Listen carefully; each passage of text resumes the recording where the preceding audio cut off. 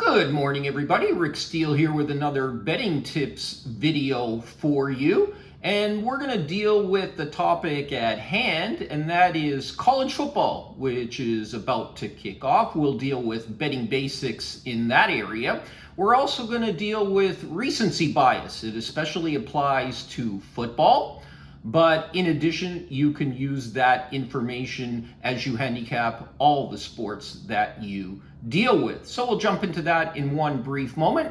I'd like to remind you, don't forget to allow me to continue to produce these videos, provide you with NFL picks as well here on the YouTube channel PSH Sports Picks. All that I ever ask for in return in spending the time and money in producing these videos, if you could subscribe to the channel, that would support the channel, and I appreciate that. And for your own convenience, turn on the notifications. It will alert you each and every time I upload a new video, including picks. In addition, you could follow me across social media, Instagram, Twitter, and Facebook. My handle is @RickSteele99. I'm going to give you all the latest sports betting news in a timely fashion, and also provide you with alerts each and every time I update my site with new picks. And I'll talk about that in one brief moment.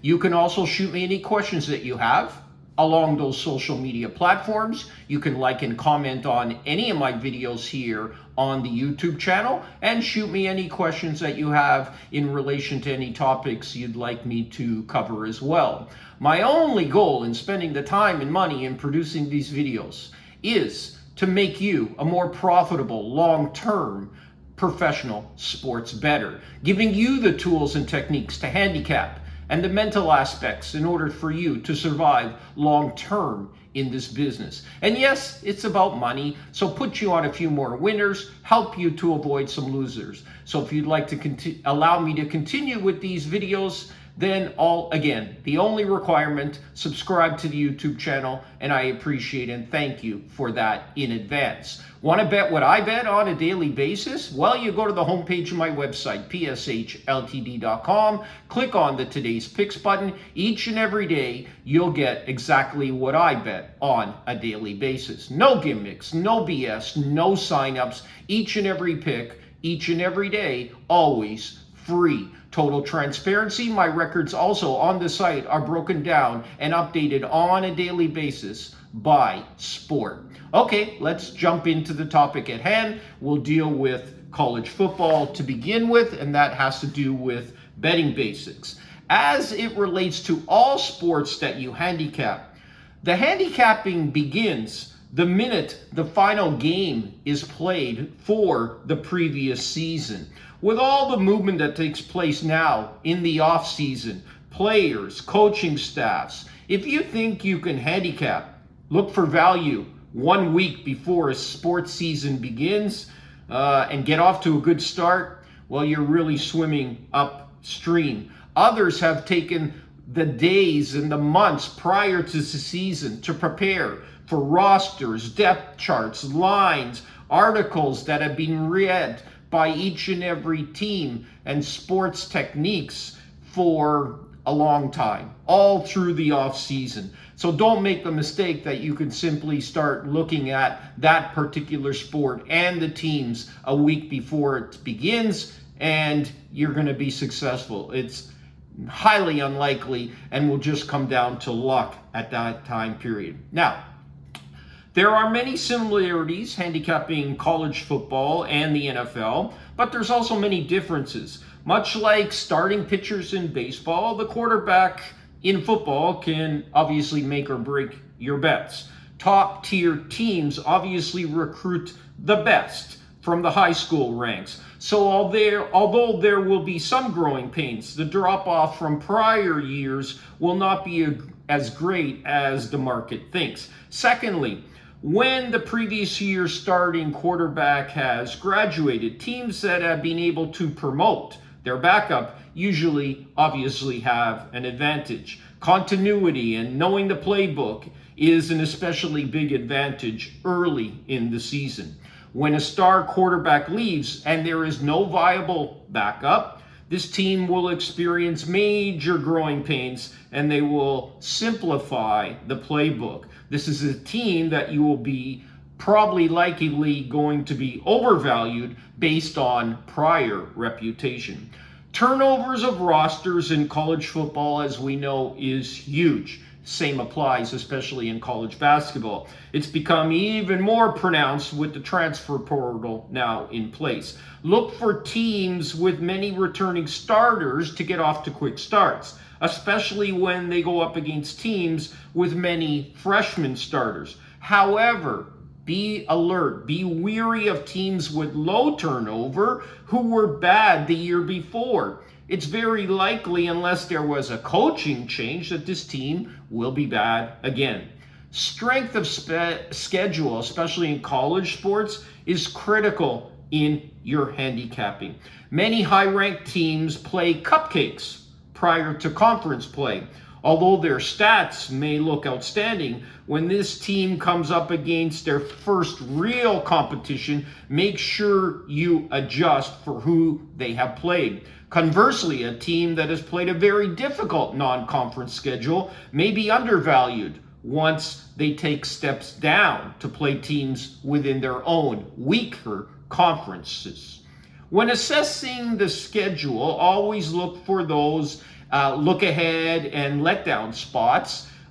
Look ahead is when a team is a major favorite but has a big rivalry game on deck. The current game could simply be a win and move on, playing second stringers in the second half, with running up the score and covering the spread inconsequential. There are also sandwich games that fall into the same category. Off a tough game, now a cupcake, a team that doesn't motivate them at all, and then they have another big rivalry game on tap. So look for all those scheduling issues, and remember, new coaches, even at the coordinator level, means new systems. It may mean perhaps a new philosophy on how this team is going to play offensively and or defensively. So look at teams where the existing coach is also on the proverbial hot seat, coming off a bad year. It's now win or be fired. So pay special attention on how the whole coaching staff is handling situations when they're up large amounts in a particular game and also down in a particular game. Okay, so that covers the betting basics. Obviously not everything as it relates to college football. Now we'll deal with that term that you've probably heard before, and that is recency bias. The NFL regular season is around the corner as well, so we'll deal with overreacting and underreacting. Nowhere is this greater than in football, and especially NFL. Recency bias is betting based on the most recent game or 1 week of games as it relates to other sports. In other words, small sample sizes. How many times have you asked yourself, how can a team look so good or so bad in one game and then the reverse opposite in the next game? It happens all the time. It's called bounce back or positive negative regression to the mean. The games are played by humans on a field, not by robots and not on a spreadsheet. When you take a contrarian approach to sports betting, you lower your chances of recency bias. It's important to stay up to date with your depth charts as far as each team is concerned, as I've mentioned previously. Players who are hurt, who are the replacements, is what you have to ask yourself. So look for situations where the replacements are not as big drop-offs. It's especially important in the NBA and college basketball. The public is going to overreact to who is missing, not taking into account who's replacing them. Of course, cluster injuries to the secondary or the offensive and defensive lines often go unnoticed, so closely watch those situations, especially the center in football, taken for granted, but such a key position. When you're going 3 or 4 levels deep in your depth chart, it provides additional challenges in handicapping.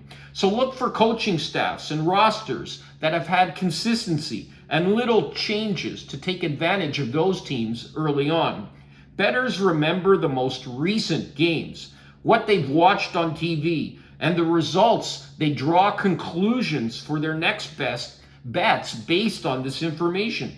In the NFL, that's one lousy game. In other sports, it's one lousy week. So do not overreact every time a team has a clunker or even a series of bad games. It happens even to the best of teams. Most times, the value is going to be on the team that is in a bounce back situation. Matchups and situations dictate new evaluations each and every week, each and every game. Put the last game bias aside. Consider the results. Do not let it override all your objective analysis. Remember, pros bet numbers. Joes bet teams. Pros only bet when they have value. Joes bet when and always they need the action. Pros protect their bankroll, only risking small fraction of the bankroll. Joes risk too much on individual games. Pros handle losing streaks, bad beats, stay calm, don't go on tilt, confident in their process. Joes go on tilt, chasing their losses. Hope you've had and find this video to be helpful. Again, I would remind you, please subscribe to the YouTube channel and turn on the notifications. I thank you in advance for that. If anyone has any questions, don't hesitate to get in contact with me as we head into our busy fall season with both college football, NFL, regular seasons about to kick off. May all the winners be yours.